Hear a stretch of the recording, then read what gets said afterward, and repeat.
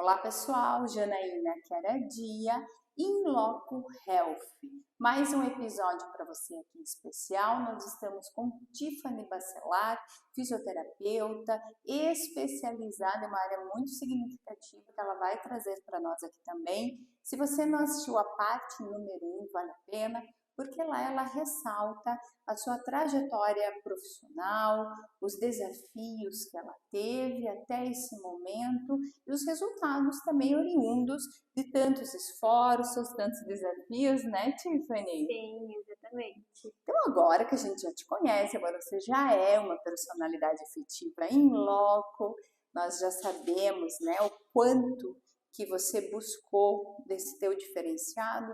Eu sempre comento com as pessoas que hoje em dia tem muito para tudo. Todas as áreas, elas estão saturadas. Por isso que a gente tem que buscar um diferenciado. E dentro dessa área da fisioterapia, com tudo que você gosta, com tudo que você viu acontecendo, você foi direcionada para a neuroplasticidade. Tiffany, o que é isso? Porque nós sabemos que você enfrenta desafios, né? Quebra de crença e a ciência ser acessível ou não. Conte para nós. Primeiro, por que você foi para essa área? E segundo, o que ela significa? Eu já quero iniciar fazendo uma ressalva. A neuroplasticidade ela é um princípio do cérebro para reaprender ou remodelar. E aí a área da física que abrange isso seria a parte de neurofuncional. Né? Então aí eu escolhi essa área justamente por conta do que nós falamos no primeiro episódio, lá, seria o reconhecimento nas pequenas coisas, né? Então, por não só trazer o movimento, mas sim ressignificar possibilidades também, né? Então, e o resultado. Exatamente. Na neurofuncional tem muito isso, né? Então, aí seria o principal ali do porquê eu resolvi escolher essa área da física. Então, assim, só para a gente começar a entender melhor ali o teu dia a dia, né, a tua forma de trabalho. Se o cérebro sofre uma lesão, ele pode voltar a aprender? Ou ainda assim existe um limite real para tudo isso? Não, ele pode sim voltar a aprender. Aí entra a neuroplasticidade, né? Ela basicamente na prática ela é a capacidade do cérebro de reaprender ou aprender coisas novas, né? Ela vai acontecer por meio da repetição, do significado que aquilo tem. Então, o que a gente chama de tarefa orientada, né? Então, seria, por exemplo, um paciente sofreu um AVC e aí ele não consegue mais mexer um dos braços. Vamos dizer que ele é destro e ele perdeu o movimento desse braço. Então, aí, nessa função orientada à tarefa, vamos hoje treinar a alimentação. Então, aí nós vamos sempre nessa repetição de dar essa função novamente para o paciente, né? Então, aí, repetindo várias vezes esse movimento de alimentação, de pegar o alimento no prato e levar até a boca, nós vamos repetir nos nossos atendimentos até que ele consiga fazer novamente, até que o cérebro entenda, isso é importante. E aí ele vai se remodelando para poder aprender novamente. Legal. E na tua prática, como que você aplica, então não sei se é a expressão mais correta, né? A neuroplasticidade no teu dia a dia, nas atividades que você acabou desenvolvendo com os conhecimentos que você absorveu. Uhum. A física tem muito a ver com a neuroplasticidade. Então, nós usamos esse princípio todos os dias, Legal. né? Então, aí, isso seria aplicado, por exemplo, para crianças que ainda não andam ou que deixaram de fazer alguma função, né?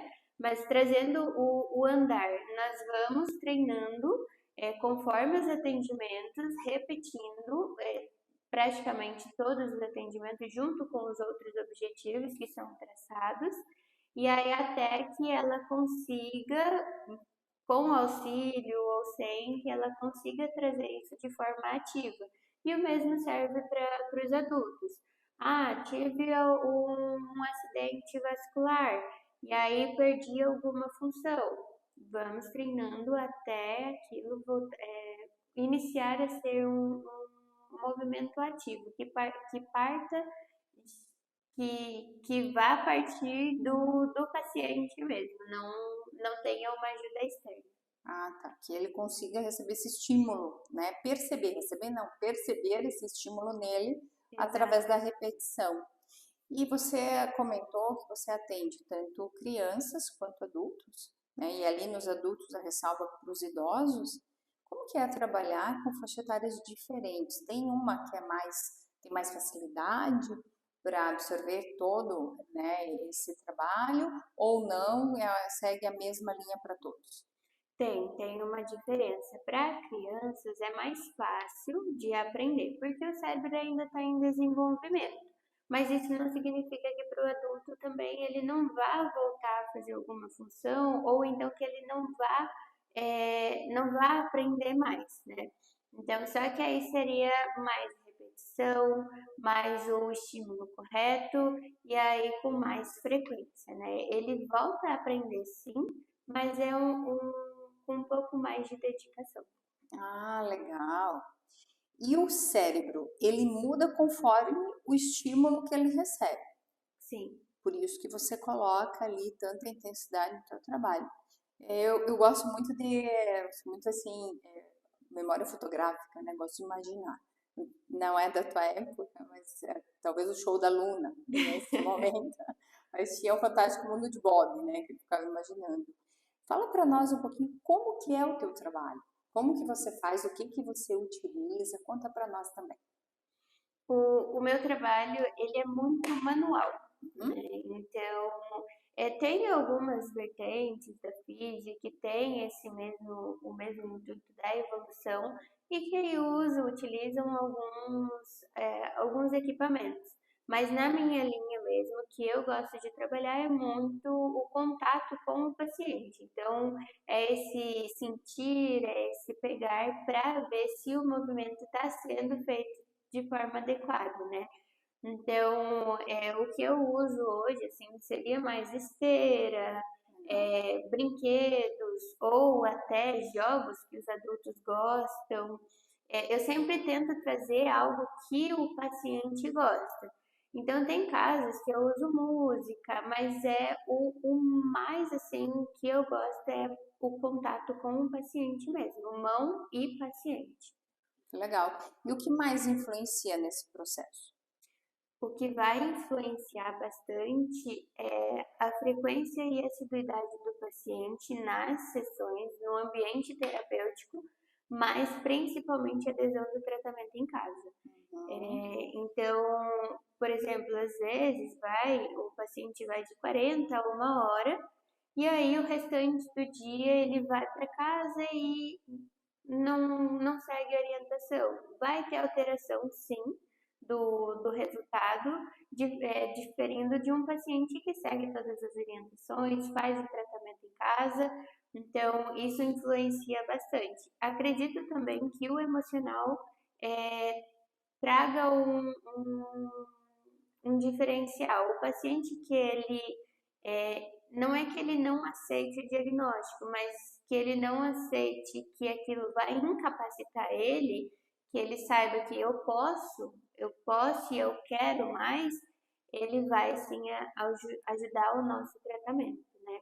E o paciente que ele só aceita, aí às vezes acaba interferindo assim. E tem a questão da família também, estimular, cuidar, tratar, né, orientar os horários, que nesse momento ele pode sentir dificuldade também, né? Bom, sabemos que não só de milagres vive a reabilitação. Mais uma vez, método, repetição e constância. É isso, Tiffany? Exatamente.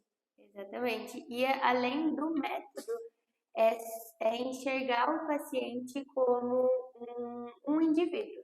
Então, eu gosto muito de falar assim que o método ele vai ajudar, mas se a gente não olhar para o paciente como um indivíduo, respeitando os desejos e o que ele gostaria, o método ele não vai fazer o efeito sozinho, né? Então, os dois associados traz um resultado muito bom para gente. E tem a questão da afinidade também, o apego que você acaba adquirindo com os seus pacientes, que você disse, é muito daquela questão do estímulo, do toque, criança, adultos, idosos, acaba criando uma afeição grande. Sim, com certeza, tanto com o paciente quanto família, né? Então, às vezes, é criada uma amizade ali, né? E eu acredito que isso é muito importante, porque aí nós conseguimos trazer um apoio para a família, né? Que muitas vezes precisam ser amparadas, mas ao mesmo tempo conseguimos ter uma abertura maior com eles, né? Sim, a gente percebe então que realmente o cérebro ele pode reaprender, desde que passa ali por todos esses estímulos que você acabou compartilhando conosco. Mas também existe um fator que muda tudo. Exato. Nós falamos do tempo. Mas o tempo nós vamos levar para a parte número 3, onde nós vamos tratar também da intervenção precoce. Então não deixe de acompanhar amanhã aqui na Inloco, a sua startup de inovação em comunicação.